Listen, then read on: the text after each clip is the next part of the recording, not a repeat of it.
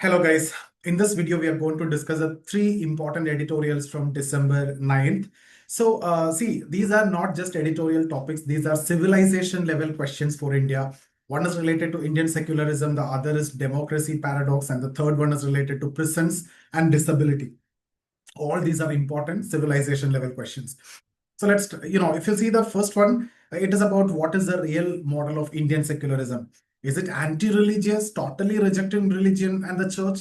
Or does it protect minorities only?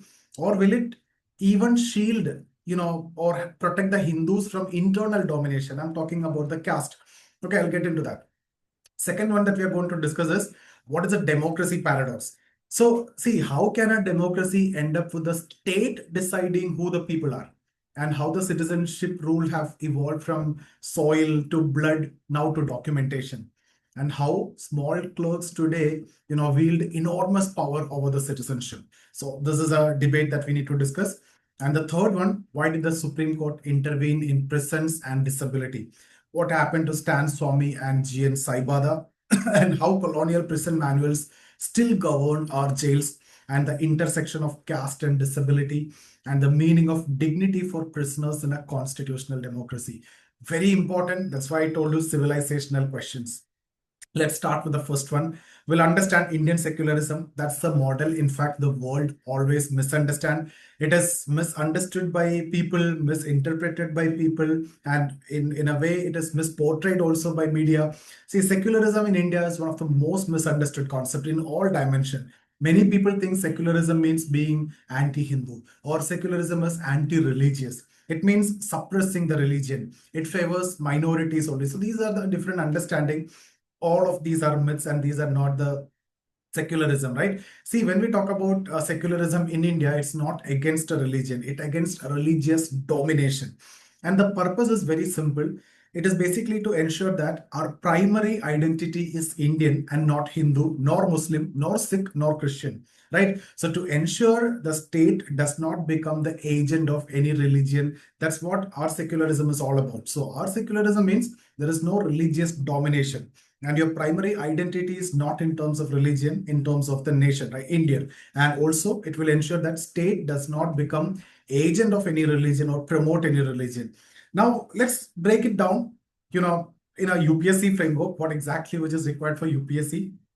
There are three levels of secularism. At the level one, that's the purpose of the state. So I'll discuss only the important points. You can take it down and you can see, of course, it is there in the editorials. You can go through that.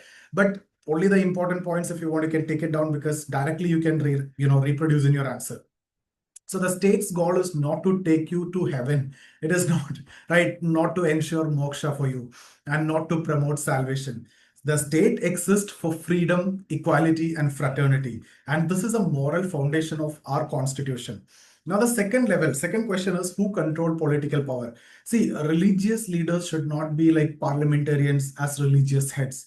They should not be controlling the judiciary, and they should not be writing the public policy. They have, this is why India is not like Iran. In Iran, if you see, the clerics run the states, right? Shia Islam is the official ideology, and non-Shia groups became second-class citizens there.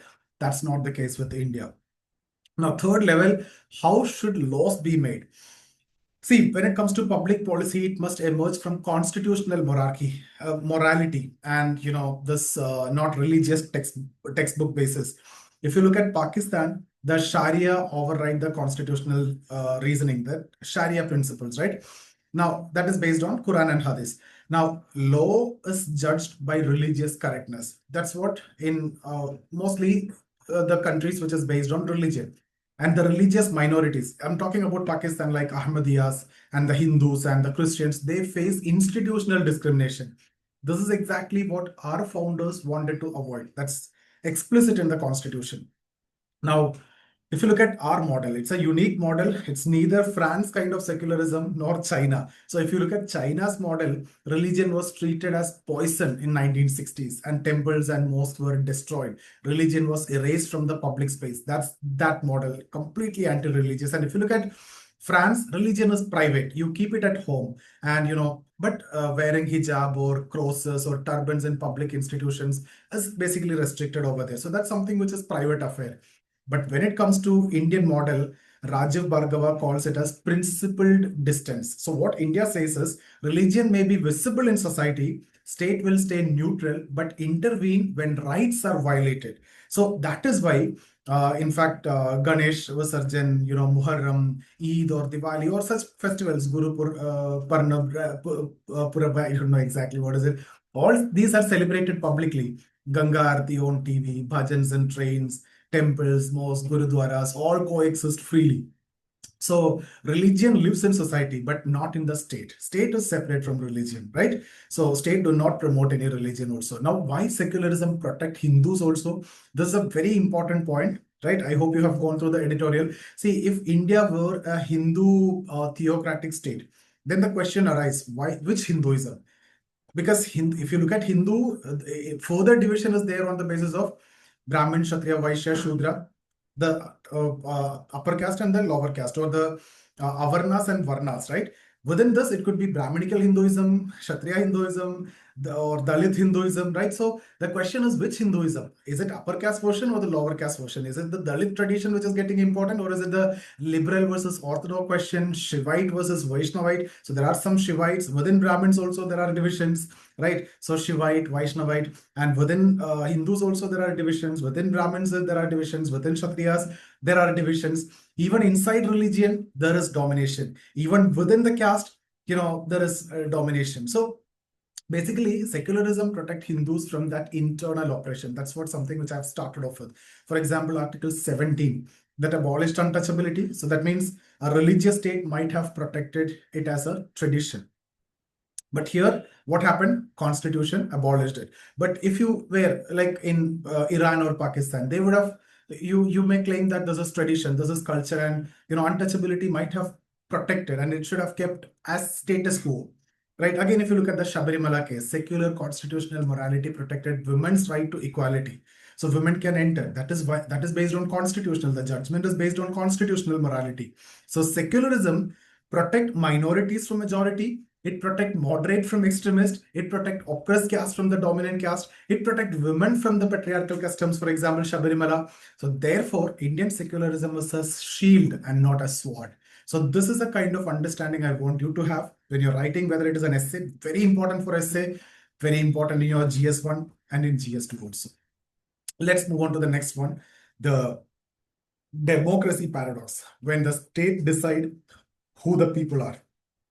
What do you mean by democracy? It is a government of the people, right? Government of the people, government by the people, or for the people. Of the people, by the people, for the people. But the paradox arises when the state itself decide who the people are, right? So the government is of the people, by the people, for the people. But the paradox is when the state decide who the people are. This is happening today, through exercises which are related to this voter list verification, NPR, NRC, citizenship documents, and all those.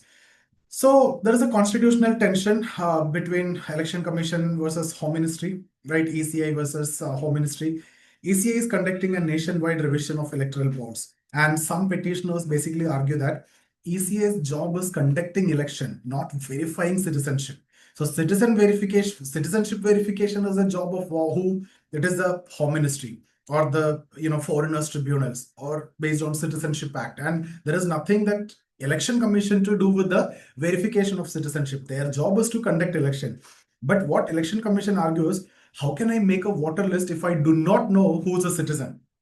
That's their argument. So that create a process versus power clash, right? Now, see, what are the documents that prove you are an Indian? If I ask you, prove that you are an Indian, what you need to show? Either you will show a passport where your citizenship is there, or a voter ID or Aadhaar.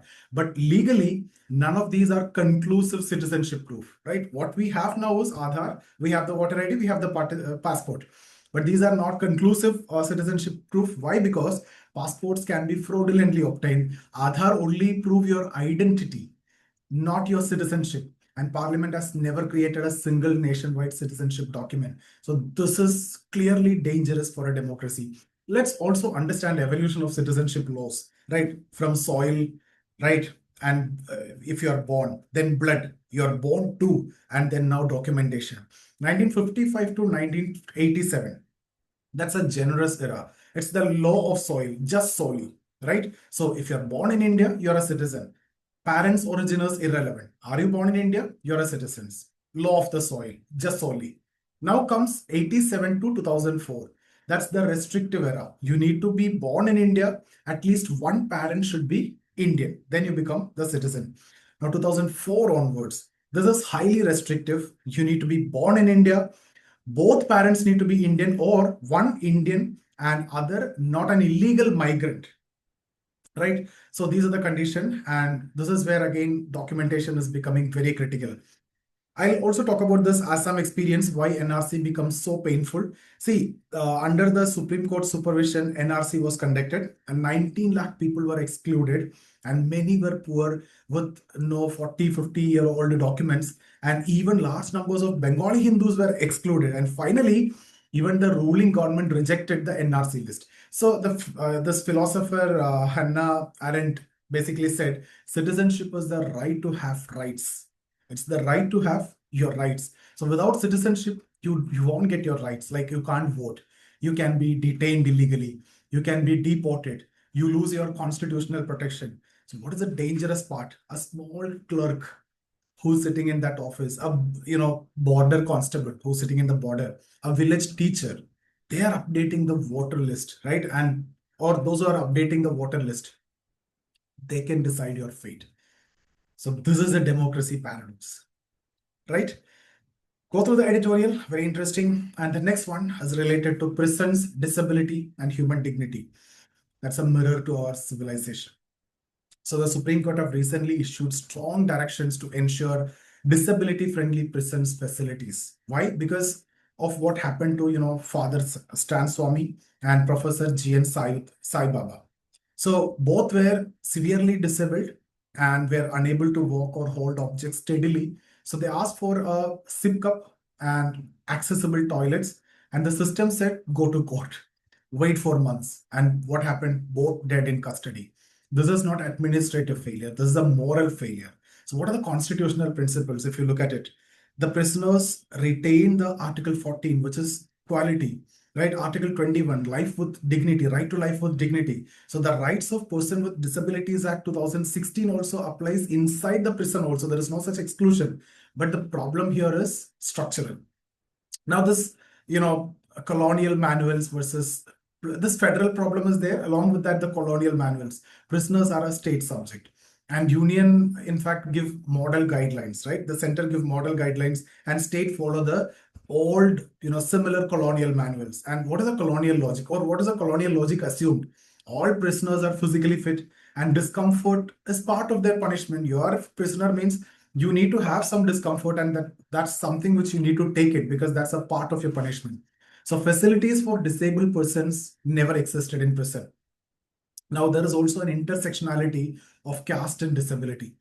It's again a UPSC worthy concept. Interview they can ask you, ethics also. So there are two discrimination which are combining here. One is caste-based and disability. So caste-based roles, it again created by the British jail rules. The so-called Dalits, they assigned the sanitation work, and upper caste were assigned the cooking. And disability discrimination is there, like no ramps, no accessible toilets, no support staffs for them. So the Supreme Court is now very seriously monitoring this discrimination, which is based on caste, gender, and disability. But without actual or proper data, this reform is impossible. And as long as we have that colonial mindset, it is impossible also. And NCRB does not publish these data, right? How many prisoners are disabled, how many, or their caste breakdown, or their tribal status. So this need urgent correction, because NCRB is just publishing the FIR and the cases and the related things, not their caste, not their disability, not their status, tribal status or anything.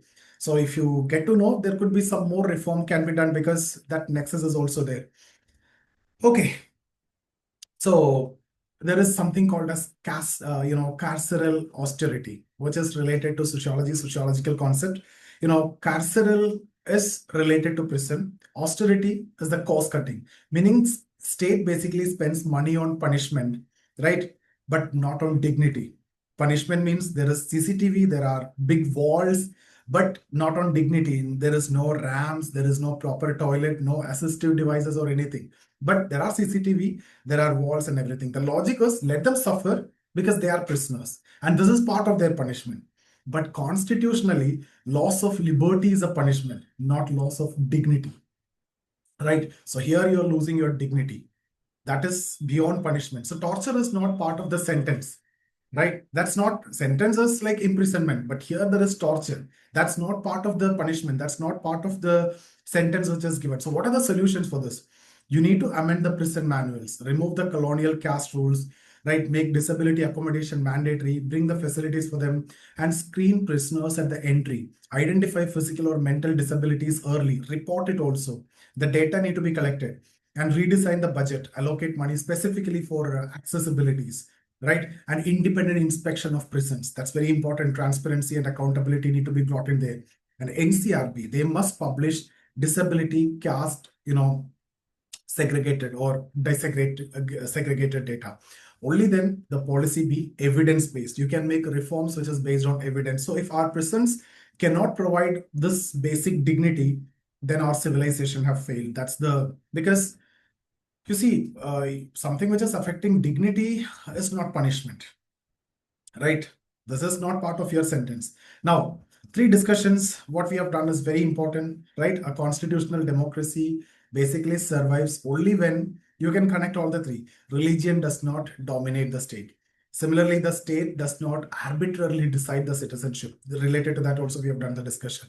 Punishment does not become torture because torture is not given in the sentence. You are sentenced for this, but there is no mention of torture. But here, torture is there. The weakest are not crushed by the system. So you need to ensure. That's when you can say you have a constitutional democracy. So secularism, citizenship, and prisons may look like separate topic if you look at this from isolation, but all the three, in fact, reflect how a nation treats its people, whether it is citizenship or secularism or this prisons rule.